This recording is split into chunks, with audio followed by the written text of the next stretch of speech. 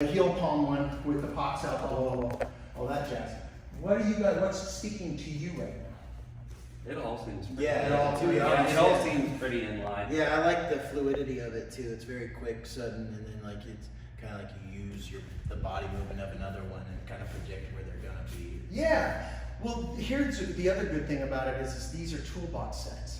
So the opening concepts can be one thing, but then the other stuff can ricochet off and do other really cool things. Yeah. You know, if you want to have a little kung fu fun, for instance, when he pushes and I strike with the heel palm, we can even get into chicken wrists, right? We can go boom, chicken wrist, pop. So if you want to play a little less of the boxy Kenpo style stuff and you want to add just a little bit of the kung fu flair, you just add kung fu weapons.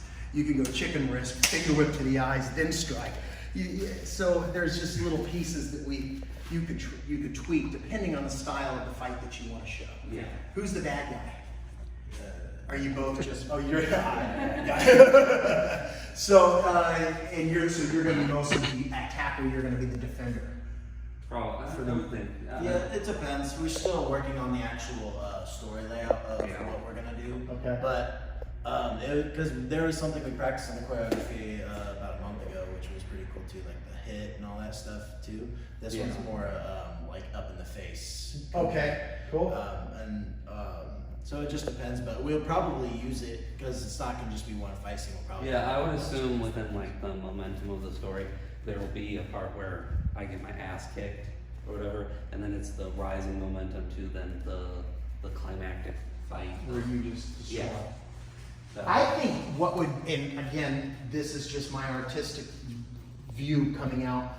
I think your fight scenes, if you could start like almost as though, I love the point of origin stuff. mm-hmm. And it's like, so you get your ass kicked and the audience wants to see you kick ass. Mm-hmm. So it builds. Maybe it starts from something almost incidental, but it's really not, although the audience sees it as, oh, is that an accident? And we find out as it transitions through the story, no, it's not freaking incidental, we don't know what you're doing. You see what I'm saying? But little things just like from point of origin here, let me borrow you, from point of origin where the hand is even down here and the person grabs a hold of you, boom, you just happen to go, crack, the head comes down out of that reaction, pop, pop, pop. You see what I'm saying? So there's that incidental shot. It causes the body to speak a language, which is those reactions we're looking for. You go from that point of origin, pop, right up, oh, pop. So it's like maybe the arms, it has its own, like the weapons, they have their own. I like that a lot because what you kind of always imagine it is that the kind of overarching either, I wouldn't say theme, I guess character flaw would be self-doubt within the thing. So in the first fight, it's I'm very much my own obstacle within it. So then coming into it that it's like I'm getting my ass kicked in it like that. Like then it's once I overcome that, then you see that I'm going into this kind of like badass mode type of thing. Well, I feel like too, like the way you're like the quickness and like kind of instance of it, you know, like I feel like you walking up with a little bit of nonchalant confidence, I guess, would be like you know, kind of like just walking like he doesn't care, and then like the anger from that, and then you kind of use that anger to your advantage. You get what I'm saying? Yeah. So like, because he's like, what the fuck? And like he comes at, and then that's when you would pop and do it, like all that right. stuff. Yeah, So, and I mean, the story could be, in the way the editing becomes, that's going to be a big part of it. You don't have to go super fast like what I'm showing. Take your time, and this is again my artist directorial, but if you take your time and let the camera see the articulation of what you're trying to show, then in editing, just speed it up. Yeah, just a little bit. And tighten up the pops. But even if you want to bring a little bit of tongue-in-cheek, and this is again a style that you would both have to, you know, decide on your own. But if you wanted to bring a little tongue-in-cheek, fun humor to it, it's that like, you know, pop, pop. Oh, this is pop. You know, it's kind of like those moments of, I just caught him there, and now I know what I'm doing. Bam, shot. You see what I'm saying? I don't know. I'm just thinking out of the box because it's fun. So anyway, let's fight some here, and we'll play with just a basic. I'm gonna go ahead and use my left hand. This is called shielding hammer, because the shield would be the blocking arm, and then obviously that hammer is the striking arm.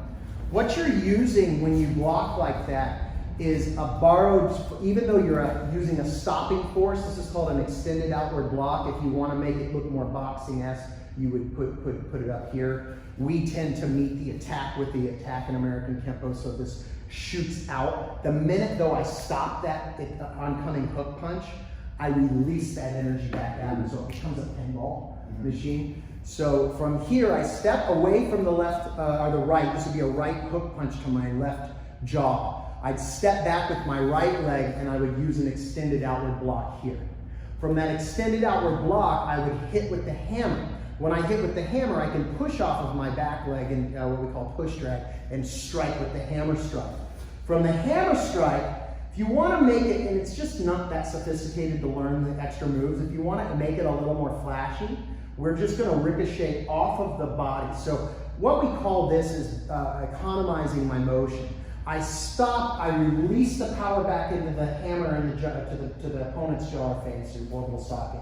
This continues and rebounds off of my own body. So when I hit my own chest, it pops back into the gut. From the gut, this becomes my leverage point of origin, where I collapse the elbow back into the rib cage. I can come back into the solar plexus, or even if I wanted to, go up to the face. And then I would throw my hammer strike to the groin, which sets me up for a scoop kick as I leave the guy in a pub. Does that make sense? Yeah. Scoop kick. Can you show specifically what that? I've never. I won't touch it, but the scoop kick is when I'm in a position to scoop the groin. Ah. Right? So I can literally choose to bring the bell, or I can choose to exit the scene, taking the groin with me as I move. It's a big American Kenpo street self-defense. Great for boots. Yes, it is. Okay. So let's just kind of go through this with each other again, and then you can follow along and use what you like. So the right leg steps back, block, hammer, let that come through to the chest, and then slingshot the back fist. From the back fist, I'll collapse this elbow. Boom. From that elbow, I shoot the elbow back in, right? And from that, I can just shoot back down to the groin. So it's all a combination of 1 block, 2 hammer, 3 ricochet, 4 back fist, 5 elbow, 6 elbow, 7 hammer. And then I'm out, okay? What that would look like slowly from a right hook punch would be block, hammer, ricochet, strike, elbow, elbow, hammer. And you don't have to use all that. You could simplify it and just go block, hammer, elbow, hammer, and get out of it. Yeah. That's absolutely fine. If you have the time to learn the choreography, what that would give you is a little, I call it flash. So as this hits here, you have that. So it's the rhythmic beats. It's just kind of drumming.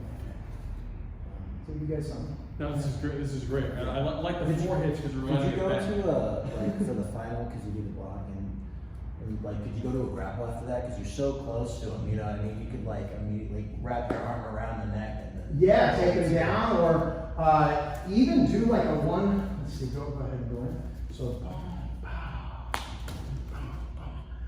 drop him. That then gives me the head. Go ahead and go all the way down like I just shot you in the groin. So watch this. Hook. Shuffle up.